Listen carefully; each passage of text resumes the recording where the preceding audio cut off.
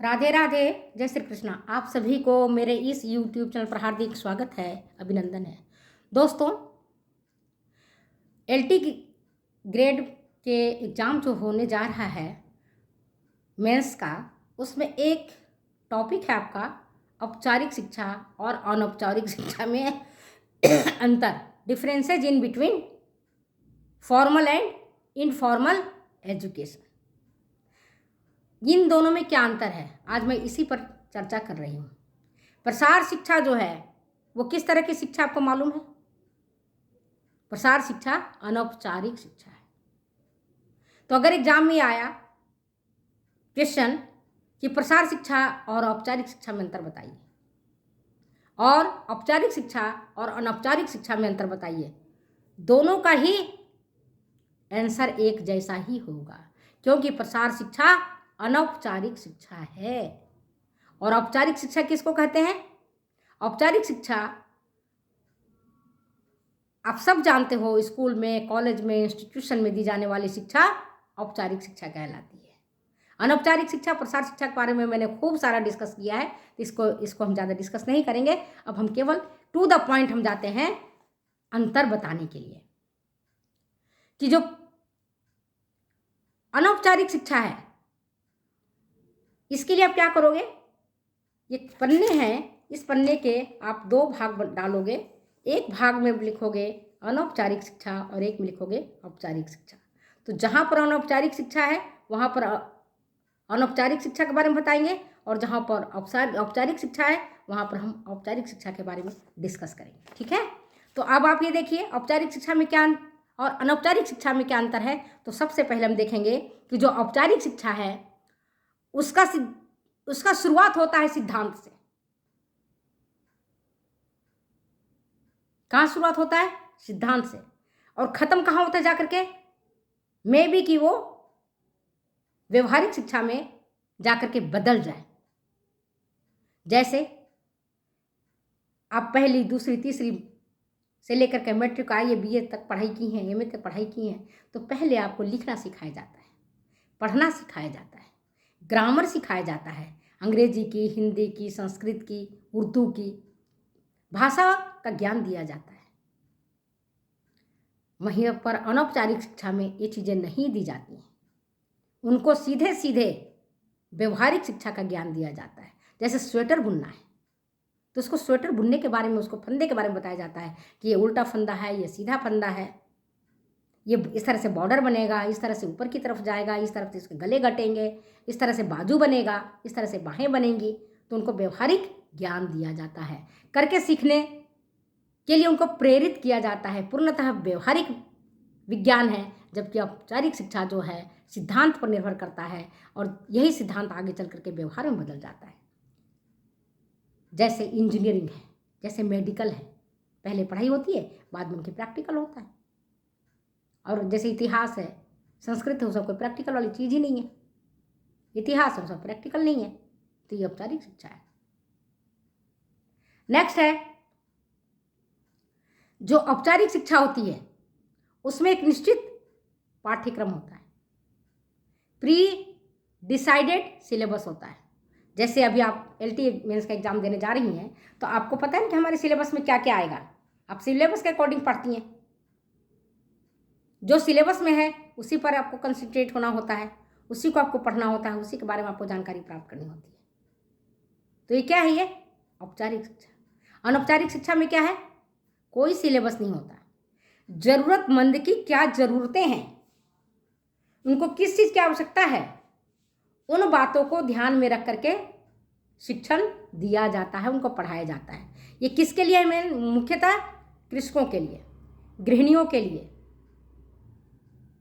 पशुपालकों के लिए, मत्स्य पालकों के लिए, मुर्गी पालकों के लिए, या कोई अन्य मालियों के लिए जिनको ज़रूरत है, उनके लिए अनौपचारिक शिक्षा है। और औपचारिक शिक्षा किनके लिए है?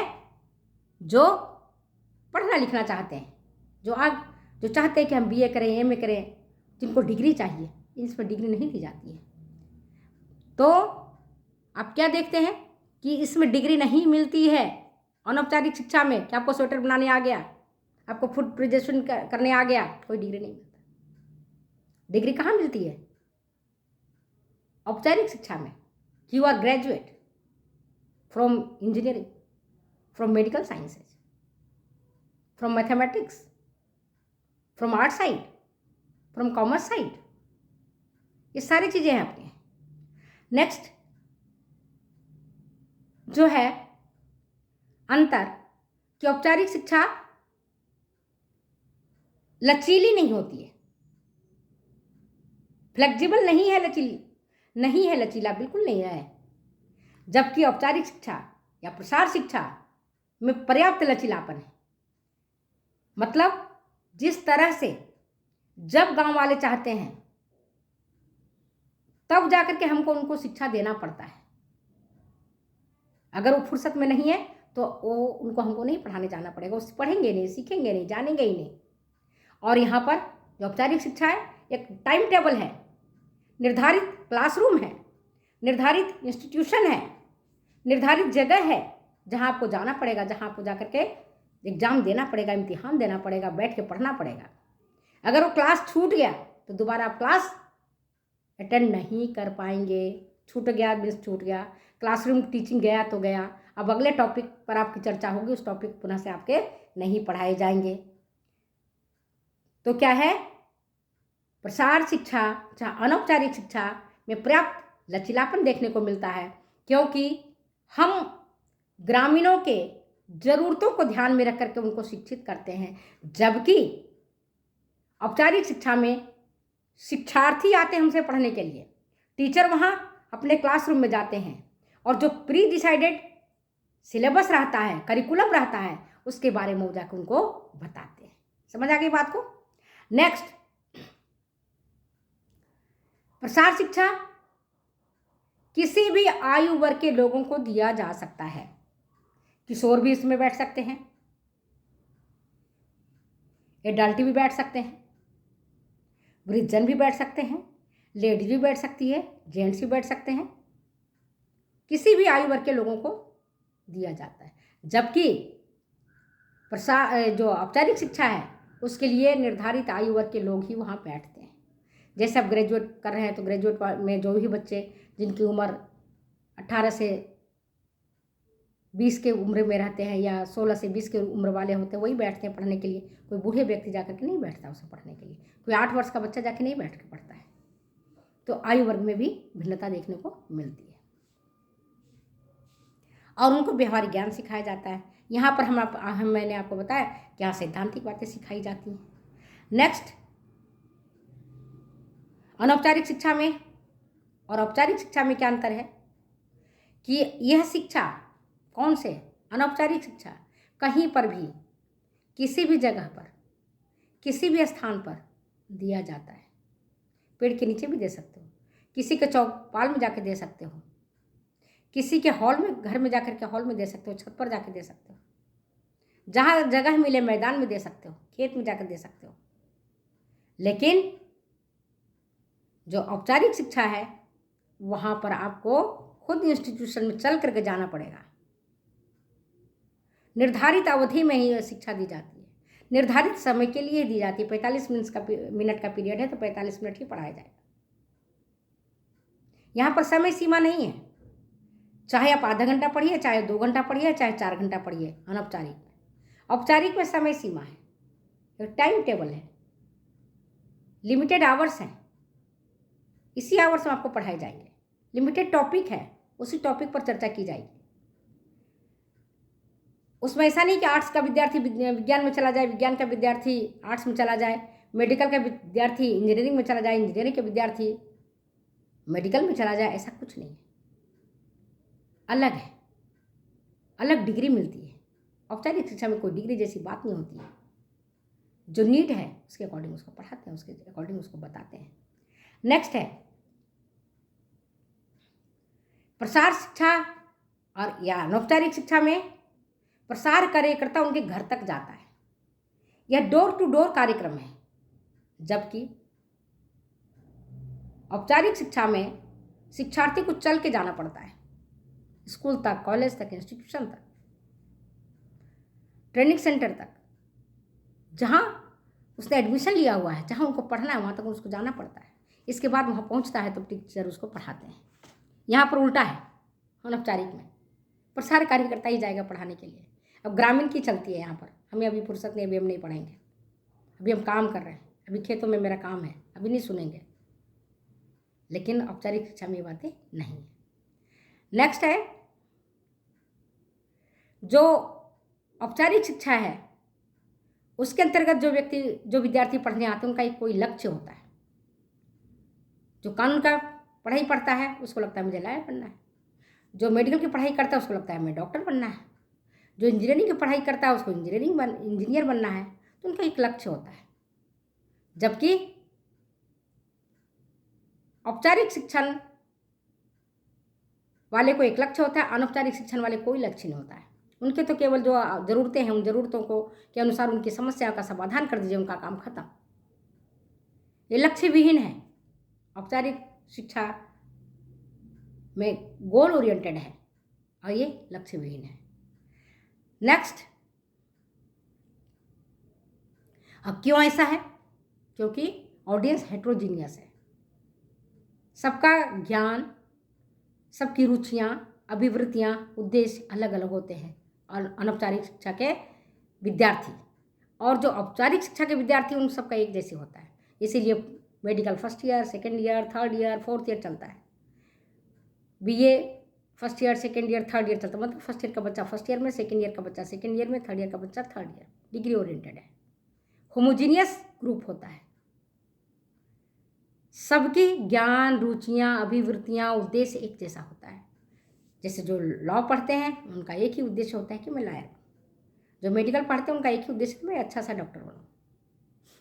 नेक्स्ट जो इम्पोर्टेंट है और वो ये कि शिक्षण की प्रकृति क्षैतिज होती है, जबकि जो क्षैतिज मतलब ऐसे, इसको कहते हैं क्षैतिज, ऐसे क्षैतिज होती है और प्रॉब्लम ओरिएंटेड होता है, समस्याओं पर केंद्रित होता है। और जो औपचारिक शिक्षा है वो ऊर्ध्व होता है, इस तरह से खड़ा रहता है। इसमें शिक्षक के मर्जी के अनुसार टॉपिक चुने जाते हैं और फिर उन टॉपिक को चुन करके बच्चों को पढ़ाया जाता है।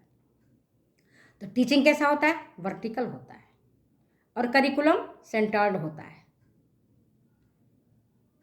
और एक बहुत इम्पॉर्टेंट कि प्रसार शिक्षा या अनौपचारिक शिक्षा के लिए कोई भवन की ज़रूरत नहीं होती, कोई बिल्डिंग की ज़रूरत नहीं होती है। कहीं भी जाकर के पढ़ा सकते हैं, उनके खेत में, बाग बगीचा में, घर पर, उनके छत पर, चौपाल में, जहाँ कहीं जगह मिल गया, जहाँ कहीं थोड़ी सुविधा हो गई वहीं जाके हम पढ़ा देते हैं। जबकि कोई भी औपचारिक शिक्षा देते हैं तो वहाँ पर भवन की ज़रूरत पड़ती है, बिल्डिंग की ज़रूरत पड़ती है। फिर प्रसार शिक्षा के लिए या अनौपचारिक शिक्षा के लिए कोई दिन निश्चित अवकाश का नहीं होता है। चाहो तो रोज़ छुट्टी कर लो, चाहो तो रोज़ पढ़ लो, रोज़ अपनी समस्याओं का समाधान कर लो। लेकिन जो इंस्टीट्यूशन है औपचारिक शिक्षा का, उसमें एक निर्धारित समय पे छुट्टी मिलता है। जैसे रविवार के दिन अवकाश रहता है। सरकारी अवकाश और होता है तो होली है, दशहरा है, दिवाली है, ग्रीष्मावकाश है, उन दिनों भी उनको अवकाश मिलता है। और एक सबसे इम्पॉर्टेंट बात कि अनौपचारिक शिक्षा में रोज़ शिक्षा ग्रहण करने की ज़रूरत नहीं होती है। जब उनकी प्रॉब्लम आती है वो सॉल्व करते हैं, प्रसार पर शिक्षक के पास जाते हैं, अपनी समस्याओं को रखते हैं और उनका निदान चाहते हैं। और यहाँ क्या है, औपचारिक शिक्षा में 75% तक कम से कम उपस्थिति होनी चाहिए। अगर 75% तक उपस्थिति नहीं है तो एग्जाम में बैठ ही नहीं पाएंगे। तो नियमित शिक्षण की ज़रूरत पड़ती है। अब मैंने आपको समझा दिया काफ़ी कुछ, तो मैं अपनी वीडियो को यहीं विराम करती हूँ। फिर मिलते हैं अगली वीडियो में अगली बातों के साथ। तब तक दो इजाज़त जाने की। Okay bye. सब्सक्राइब करना, शेयर करना और दूसरों की हेल्प करना मत भूलना। हमेशा दूसरों की हेल्प करते रहो बेटा।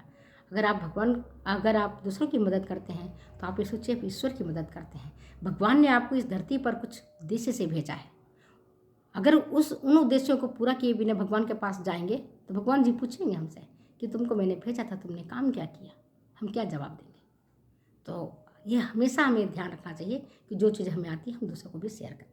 Okay, thank you. फिर मिलते अगले वीडियो में अगले बातों के साथ। तब तक दो इजाज़त जाने की बाय। लाइक करना बिल्कुल मत भूलना। ओके।